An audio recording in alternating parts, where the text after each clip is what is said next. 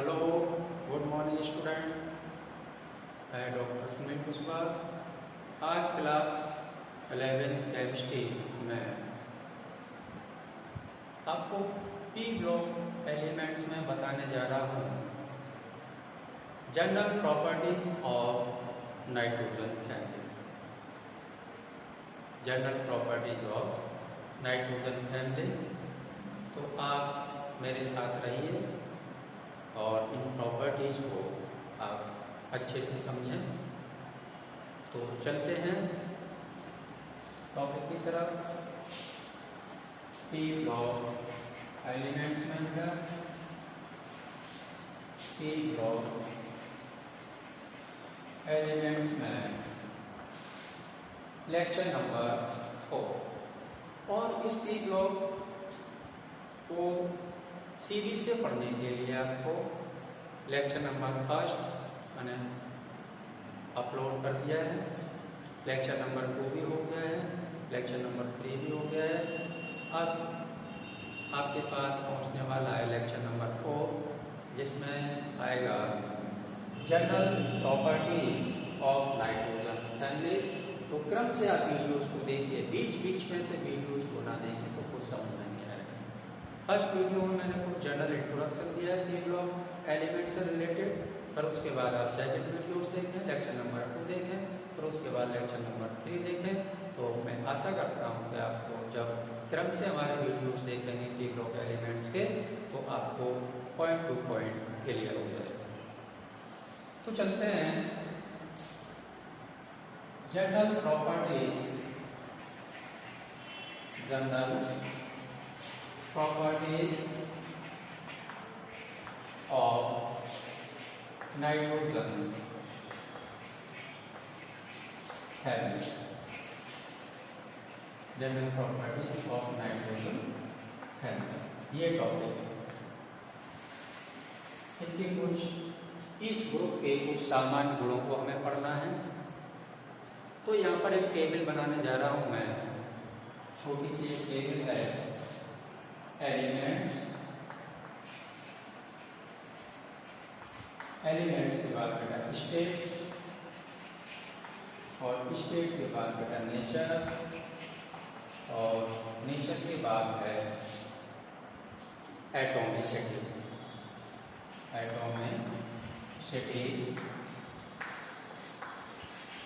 Elements कौन कौन से हैं नाइट्रोजन फैमिली के एलिमेंट्स? अब तो आपको याद हो चुके होंगे, नाइट्रोजन, फास्फोरस, आर्सेनिक, एंटीमनी और बिस्मथ। नाना, पाटेकर, ऐश्वर्या, सतीमान। Nitrogen, phosphorus, arsenic, antimony, bismuth. बोलो, याद कर लो, nitrogen, phosphorus, arsenic, antimony, bismuth. हो गया ना यार? चलिए एलिमेंट्स को लिख रहा हूं मैं। Nitrogen, phosphorus, arsenic, antimony Sb और बेटा बिस्मथ। इसका एटॉमिक नंबर 7, इसका 15, इसका 33 होता है। मैंने मैजिक नंबर से एटॉमिक नंबर को निकालना बताया था आपको, 51 और उसके बाद 83। बिस्मथ का एटॉमिक नंबर होता है 83। चलिए स्टेट की बात करते हैं। तो स्टेट की बात करें तो नाइट्रोजन की स्टेट कैसी होती है? गैस स्टेट में होता है, गैसीय अवस्था होती है इसकी। फास्फोरस होता है बेटा वो सॉलिड होता है, ठोस होता है। आर्सेनिक होता है, ये भी बेटा सॉलिड होता है। और एंटीमनी की बात करें तो एंटीमनी भी बेटा सॉलिड होता है। उसके बाद बिस्मथ, ये भी सॉलिड होता है। अब इसकी नेचर की बात करते हैं। नेचर में हमें ये बताना है कि मेटल है, नॉन मेटल है या मेटेलॉइड है। मेटल है, नॉन मेटल है या मेटेलॉइड है, ये जानकारी देनी है हमें नेचर वाले कॉलम में। तो आप देखें कि नाइट्रोजन क्या है। तो नाइट्रोजन बेटा नॉन मेटल है, नाइट्रोजन नॉन मेटल है। तो यहाँ पर क्या लिखना है? यहाँ पर लिखना है नॉन मेटल। अच्छे से क्लास में देखिए, आप थोड़ा कंसंट्रेट होकर बैठिए आप, तो कुछ समझ में आएगा आपको। पॉइंट टू पॉइंट क्लियर करा दूंगा। नेचर है नाइट्रोजन की नॉन मेटल। अब आता है फास्फोरस। तो बेटा फास्फोरस भी क्या है? Non metal. उपधातु है। और आर्सेनिक ये है बेटा मेटेलॉइड, आर्सेनिक है मेटेलॉइड। तो इसको स्पेशली इस टाइप से मैंने यूज कर दिया है क्योंकि ये मेटेलॉइड है। ऐसे लिख देता तो आप डिफरेंस नहीं समझ पाते, तो मैंने थोड़ा इसको स्पेशल लुक दे दिया है मेटेलॉइड को। एंटीमनी भी क्या होता है बेटा, ये भी मेटेलॉइड होता है, ये भी मेटेलॉइड है, तो इसको भी मैंने इस तरीके से यूज कर दिया है। उसके बाद बिस्मथ है, वो मेटल है, बिस्मथ मेटल। और जो मैंने फर्स्ट वीडियो में भी क्लियर करा दिया था कौन मेटल है, कौन नॉन मेटल है, कौन नॉन मेटेलॉइड है, वह भी मैंने क्लियर करा दिया था, यहाँ भी स्पेशली आपको बता दिया। अब बात करते हैं एटोमिसिटी की। तो जो नाइट्रोजन होता है बेटा, नाइट्रोजन का जो अणु होता है, मॉलिक्यूल होता है, वो दो परमाणुओं से मिलकर के बना होता है, दो एटम से मिलकर के बना होता है एक मॉलिक्यूल। तो दो एटम से मिलकर के एक मॉलिक्यूल बना है, तो उसमें दो एटम है, तो उसकी एटोमिसिटी कितनी होगी, 2 होगी। जितने एटम होंगे उतनी उसकी एटोमिसिटी होगी, इस बात को आप पकड़ लो। जितने एटम होंगे मॉलिक्यूल में उतनी उसकी एटोमिसिटी होगी। तो जब देखें आप, जो नाइट्रोजन होता है उसमें 2 एटम होते हैं, N2 फॉर्म में होता है। फास्फोरस होता है वो P4 फॉर्म में होता है, उसके पास 4 एटम होते हैं, उसके पास 4 एटम होते हैं फास्फोरस के, तब जाके मिलता है फास्फोरस मॉलिक्यूल, P4 मॉलिक्यूल। और जो सल्फर होता है, सल्फर के साथ 8 एटम जुड़े हुए होते हैं आपस में, तो सल्फर हमेशा S8 फॉर्म में आता है। वो मैं ऑक्सीजन थ्योरी में बताऊंगा आपको, यहाँ उस पर डिस्कस नहीं करने जा रहे हैं। तो नाइट्रोजन के पास 2 एटम है, 2 एटम से मिलकर के एक मॉलिक्यूल बनना है, तो उसकी एटोमिसिटी कितनी होगी, 2 होगी। और यहाँ इसकी एटोमिसिटी है 2, और जिसकी एटोमिसिटी बेटा 2 होती है उसको एक स्पेशल नाम और देते हैं, डाई एटोमिक।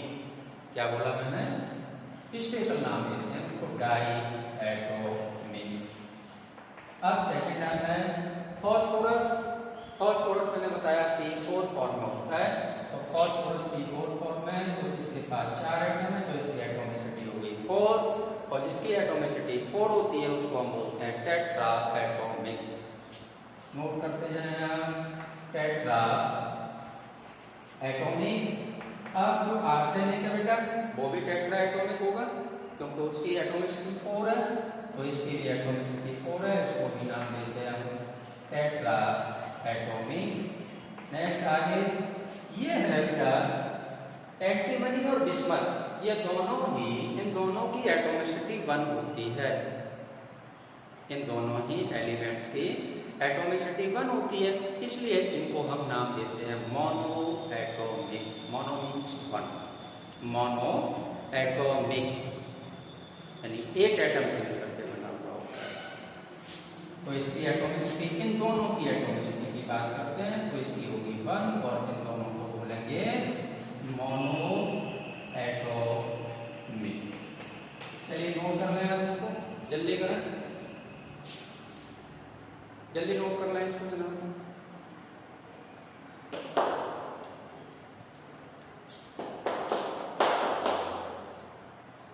चलिए कुछ और स्पेशल प्रॉपर्टीज देखते हैं।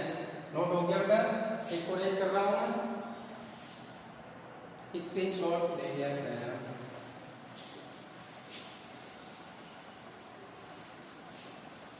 अब फर्स्ट नंबर डालेंगे हम आयनाइजेशन एंथैल्पी। पहले एटॉमिक रेडियस के बारे में थोड़ा विचार कर लेते हैं। एटॉमिक रेडियस, तो एटॉमिक रेडियस होता क्या है ये देखें आप। किसी परमाणु के केंद्र से, मेरे डिफाइन अगर आपकी समझ में आ जाए तो कमेंट्स बॉक्स में कुछ तो लिख के भेजेंगे आप।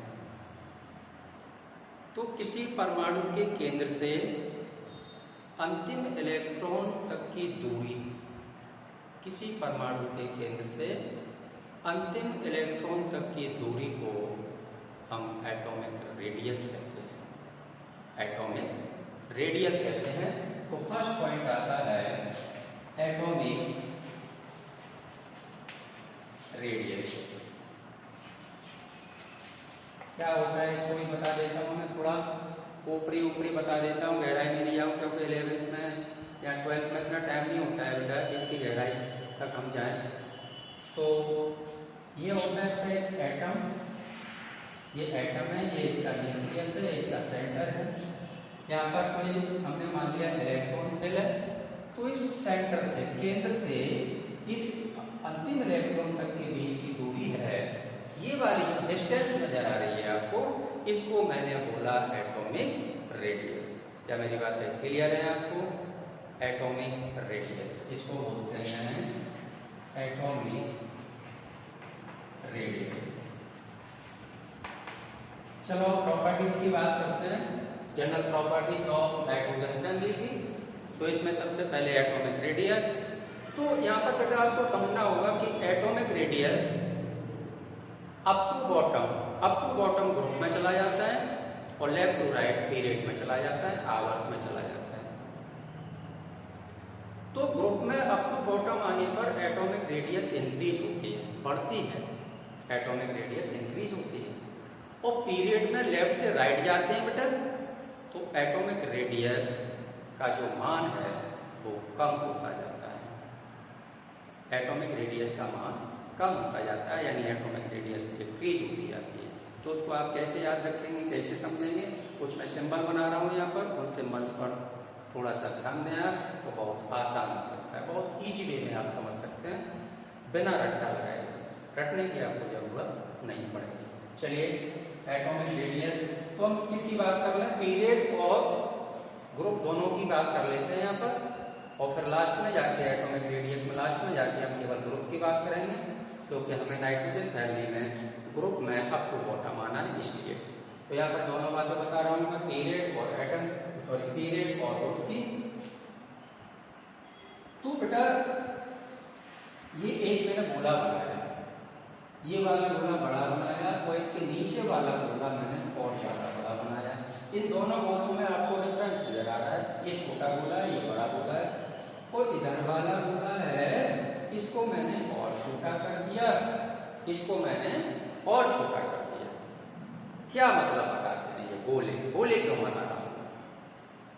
गोले इसलिए बना रहा हूँ क्योंकि आपके माइंड में ये बातें कुछ ज्यादा दिनों तक छपी रहे, याद बनी रहे आपको। इसमें तक मैं ये बताया था, इस तरीके से बताया था, रटनी नहीं पड़ी कोई चीज। चलिए, तो ये तो होता है बेटा, इधर तो हम जा रहे हैं किसमें? पीरियड में जा रहे हैं, ये लेफ्ट हो गया और ये बेटा राइट हो गया। लेफ्ट से राइट जा रहे हैं हम पीरियड में, और ये हो गया बेटा आपको, और ये हो गया बॉटम, यानी ऊपर से नीचे आ रहे हैं। ये किसमें आ रहे हैं बेटा? ये आ रहे हैं ग्रुप में। ग्रुप में हमेशा ऊपर से नीचे आ जाता है, ग्रुप में हमेशा ऊपर से नीचे आते हैं।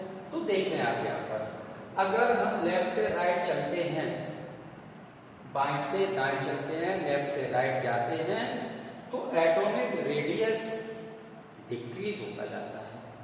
तो यहाँ पर क्या लिखना है? डिक्रीज, यानी कम होता जाता है। एटॉमिक रेडियस का मान घटता जाता है। क्लियर है? चलिए नीचे देखते हैं, ग्रुप में देखते हैं। ग्रुप में अप टू बॉटम आते हैं तो एटॉमिक रेडियस इंक्रीज होता जाता है, यानी एटॉमिक रेडियस का जो मान है वो बढ़ता जाता है। तो यहाँ पर एटॉमिक रेडियस, और एटॉमिक रेडियस में मैंने पीरियड में भी बता दिया, तो पीरियड में क्या होगा एटॉमिक रेडियस के, और ग्रुप में आएंगे तो बढ़ेगा या घटेगा, ये भी मैंने यहाँ पर क्लियर कर दिया। तो ये था पहली प्रॉपर्टीज एटॉमिक रेडियस। तो आप याद रखेंगे कि ग्रुप में अप टू बॉटम आते हैं तो एटॉमिक रेडियस इंक्रीज होता है, और पीरियड में लेफ्ट से राइट जाते हैं तो एटॉमिक रेडियस डिक्रीज होता जाता है। बोलो क्लियर है? चलिए नोट कर लें आप इसको। नेक्स्ट है सेकंड प्रॉपर्टी जान लेंगे आप, आयनाइजेशन एंड एनर्जी। थोड़े स्पीड बढ़ा ले लिखने की यार। Ionisation, second number IO, ionisation enthalpy, ionisation enthalpy, इसको समझें आप आयनाइजेशन एंथैल्पी को। तो आयनाइजेशन एंथैल्पी की जो वैल्यू होती है वो ग्रुप में अप टू बॉटम आते हैं। ग्रुप में आयनाइजेशन एंथैल्पी की जो वैल्यू होती है वो ग्रुप में अप टू बॉटम आते हैं तो बेटा डिक्रीज होती जाती है। क्या होती जाती है? डिक्रीज होती जाती है। केवल इतना ही याद रखना है आपको। तो ऊपर वाला गोला हमने बनाया बेटा बड़ा और नीचे वाला गोला हमने बनाया छोटा, और यहाँ पर लिख देते हैं डिक्रीज यानी कम हो रही है, और यहाँ पर लिख देते हैं आई ई का मतलब हो गया आयनाइजेशन एंथैल्पी। और ये किस में चल रहे हैं? ग्रुप में चल रहे हैं। अप टू बॉटम जो आ रहे हैं वो हम ग्रुप में आ रहे हैं। अप टू बॉटम ऊपर से नीचे आने पर आयनाइजेशन एंथैल्पी घटती जाती है, कम होती जाती है। तो इसको नोट करते जाए। Property number third, electron gain enthalpy. Electron gain third number है इलेक्ट्रॉन गेन एंथैल्पी। क्या होगा इलेक्ट्रॉन गेन एंथैल्पी में बेटा? ये हो गया ऊपर वाला गोला, ये हो गया नीचे वाला गोला, तो मतलब अब समझ में आ गया होगा कि जो इलेक्ट्रॉन गेन एंथैल्पी है वो भी ग्रुप में ऊपर से नीचे आने पर डिक्रीज होती जाती है। तो ये लिखता हूं मैं अप टू बॉटम, यानी ऊपर से नीचे आ रहा है। ग्रुप में ही तो आ रहे हैं ऊपर से नीचे, तो ये भी डिक्रीज हो रहा है।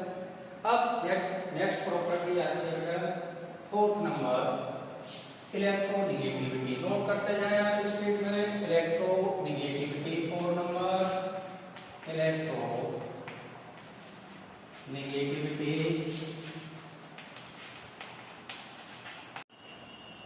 तो मैंने क्या बोला? मैंने बोला कि इलेक्ट्रोनिगेटिविटी है वो ग्रुप में अप टू बॉटम आते हैं। ग्रुप में अप टू बॉटम आते हैं तो क्या होगा? इलेक्ट्रोनिगेटिविटी डिक्रीज होती जाएगी। तो ऊपर वाला गोला बड़ा बनाना है और नीचे वाला गोला छोटा बनाना है। इस तरीके से क्या है?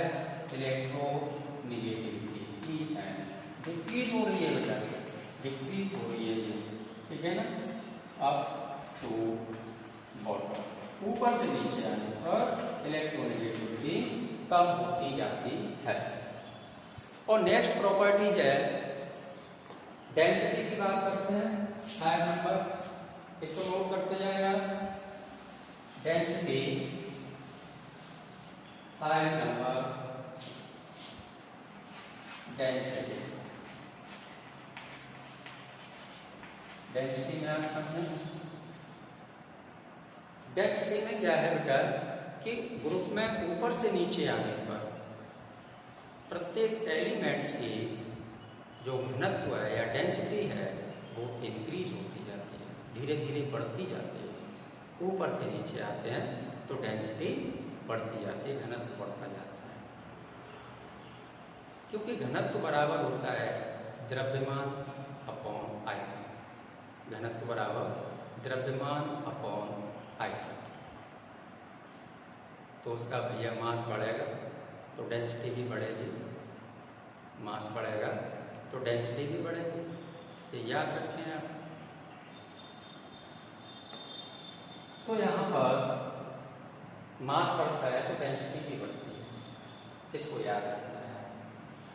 तो यहाँ पर ग्रुप में ऊपर से नीचे हम आएंगे, ऊपर से नीचे आते हैं तो इसकी जो डेंसिटी है वो इंक्रीज होती जाती है।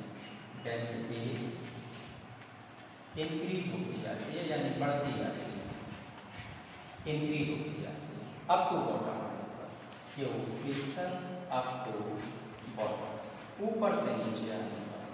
क्योंकि क्या होता है? फॉर्मूला होता है density equal to mass upon volume, mass upon volume. तो यहाँ पर जैसे जैसे मास इंक्रीज होता जाता है बेटा तो डेंसिटी भी इंक्रीज होती जाती है। जो डेंसिटी इज डायरेक्टली प्रोपोर्शनल होता है W, D डायरेक्टली प्रोपोर्शनल होता है W, तो D डायरेक्टली प्रोपोर्शनल W। इसका मीन्स क्या होगा? जैसे जैसे मास बढ़ता जाएगा उसकी डेंसिटी भी इंक्रीज होती जाएगी। बोलो क्लियर हो गया? चलिए नेक्स्ट पॉइंट इसको नोट करते जाएं आप। NPDP अगली बात आती है 6 नंबर में NP/BP। NPBP क्या है? ग्रुप में ऊपर से नीचे आने पर इनके मेल्टिंग पॉइंट और बॉइलिंग पॉइंट भी इंक्रीज होते जाते हैं।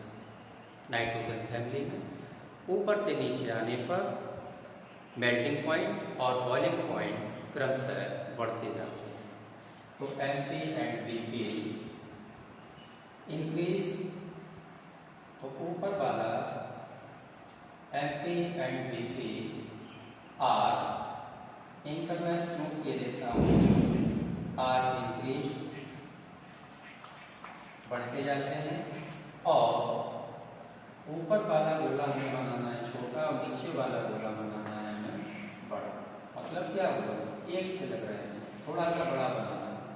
तो इसके NP ऑब्लिक थोड़ा बड़ा सा लिख देता हूँ, NP ऑब्लिक BP क्या होंगे?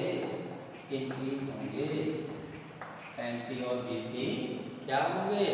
इंक्रीज होंगे। ठीक है बेटा? अब टू बॉटम आने पर इनकी NP यानी मेल्टिंग पॉइंट और बॉइलिंग पॉइंट क्रमशः बढ़ते जाते हैं। अब 7 नंबर में आता है रिएक्टिविटी की बात आती है। रिएक्टिविटी क्रियाशीलता कैसे होगी? ऊपर से नीचे आने पर क्रियाशीलता बढ़ेगी या ग्रुप में ऊपर से नीचे आने पर क्रियाशीलता घटेगी? ये जवाब देना है हमें। तो 7 नंबर इसको आप नोट कर लें, जल्दी नोट करें, स्पेस नहीं है मेरे पास। हो गया बेटा? चलिए 7 नंबर में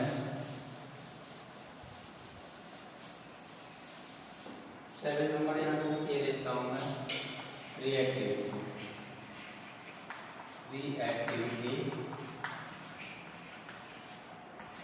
चलिए फास्फोरस की जो रिएक्टिविटी होती है वो सबसे ज्यादा होती है और नाइट्रोजन की रिएक्टिविटी होती है वो सबसे कम होती है। तो नाइट्रोजन की क्वेश्चन बहुत इंपॉर्टेंट क्वेश्चन बनता है यहाँ पर कि नाइट्रोजन की जो रिएक्टिविटी होती है वो कम क्यों होती है, उसका रीजन क्या है, कारण बताओ। तो उसका भी यहाँ पर आपको जवाब मिलेगा इस टॉपिक में, इस हेडिंग में, रिएक्टिविटी वाली हेडिंग में।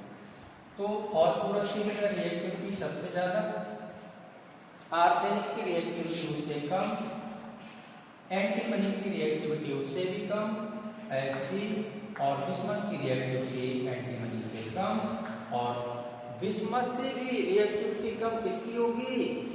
नाइट्रोजन की होगी। बहुत इंपॉर्टेंट क्वेश्चन है बेटा ये, नाइट्रोजन की होगी। तो नाइट्रोजन की जो रिएक्टिविटी होती है वो ग्रुप में सबसे कम होती है, लेकिन इलेक्ट्रोनेगेटिविटी होती है तो नाइट्रोजन की सबसे हाई होती है, सबसे ज्यादा। तो यहाँ पर नाइट्रोजन की रिएक्टिविटी सबसे कम है। रीजन क्या हो सकता है? रीजन ये हो सकता है नाइट्रोजन की रिएक्टिविटी कम होने का कारण है क्योंकि नाइट्रोजन के 2 परमाणु होते हैं N2 मॉलिक्यूल में। तो नाइट्रोजन के दोनों परमाणु, दोनों एटम आपस में ट्रिपल बॉन्ड से जुड़े हुए हैं, आपस में ट्रिपल बॉन्ड से जुड़े हुए होते हैं। तो उसकी भैया बॉन्ड एनर्जी भी हाई होगी, तो उनकी उच्च बॉन्ड एनर्जी होती है यानी हाई बॉन्ड एनर्जी होती है।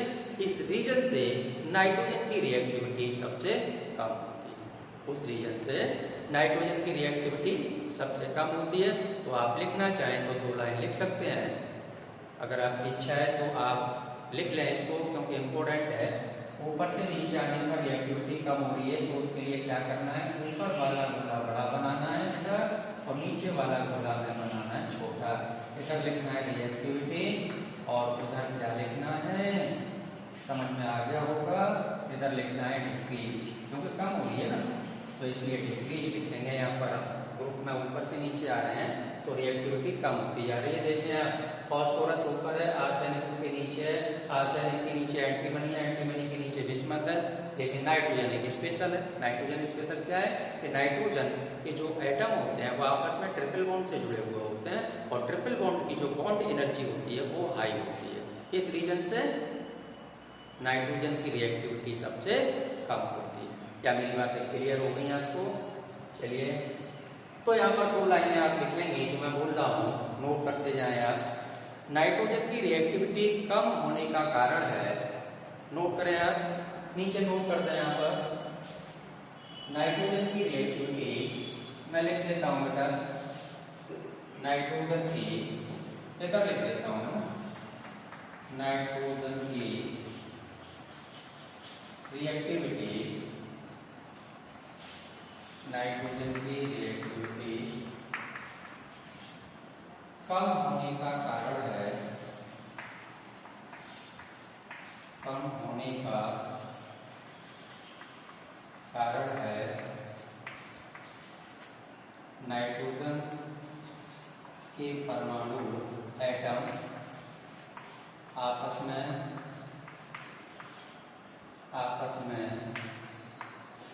एंड ट्रिपल बॉन्ड से जुड़े होते हैं,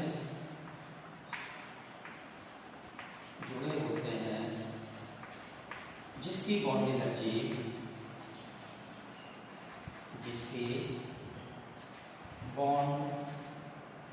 एनर्जी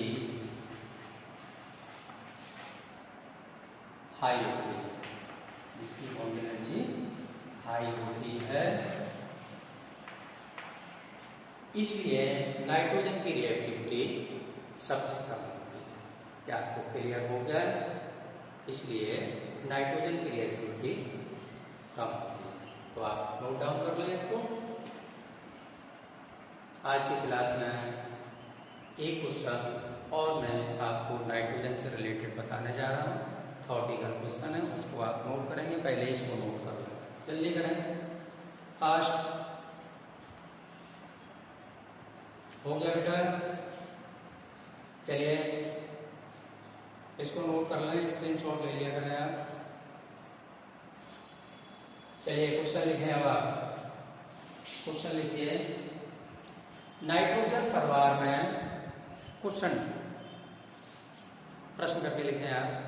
नाइट्रोजन परिवार में आयनिक त्रिज्याओं का, नाइट्रोजन परिवार में आयनिक त्रिज्याओं का मान, आयनिक त्रिज्याओं का मान क्रमशः बढ़ना चाहिए, आयनिक त्रिज्याओं का मान क्रमशः बढ़ना चाहिए, परंतु एस बी बीआई में कम हो जाता है। क्यों?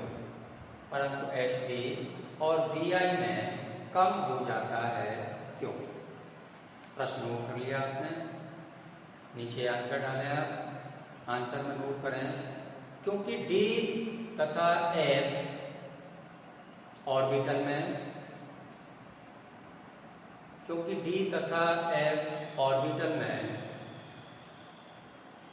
इलेक्ट्रॉन होने पर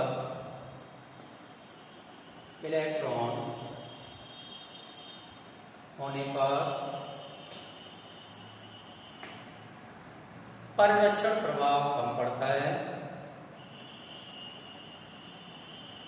परिरक्षण प्रभाव कम पड़ता है,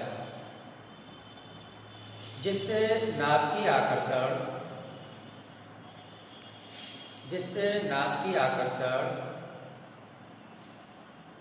अधिक होने के कारण, नाभ की आकर्षण अधिक होने के कारण आयनिक त्रिज्या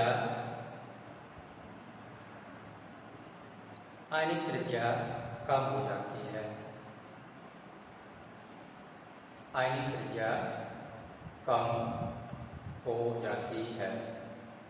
बहुत इंपॉर्टेंट क्वेश्चन है बेटा जो मैंने आज आपको बताए हैं इसमें। तो इस वीडियोज में इतना ही बेटा, और मेरे चैनल को प्लीज़ सब्सक्राइब कर लो, क्योंकि सब्सक्राइब करने से आपका कोई भी बेटा टॉपिक छूटने नहीं पाएगा। अभी हमारी क्लास में पी ब्लॉक एलिमेंट चल रहा है, तो पी ब्लॉक एलिमेंट्स का कोई भी क्वेश्चन या कोई भी टॉपिक आपका छूटने ना पाए, क्योंकि आपको वो एग्जाम में बैठना है। तो चैनल को सब्सक्राइब कर लें, तो आपके पास मेरे वीडियोज का नोटिफिकेशन मिलता रहेगा कि सर ने आज किसकी क्लास ली थी, कौन सा टॉपिक उन्होंने आज बताया था। तो आज की क्लास में इतना ही बेटा। ओके। थैंक यू मेरी क्लास लेने के लिए।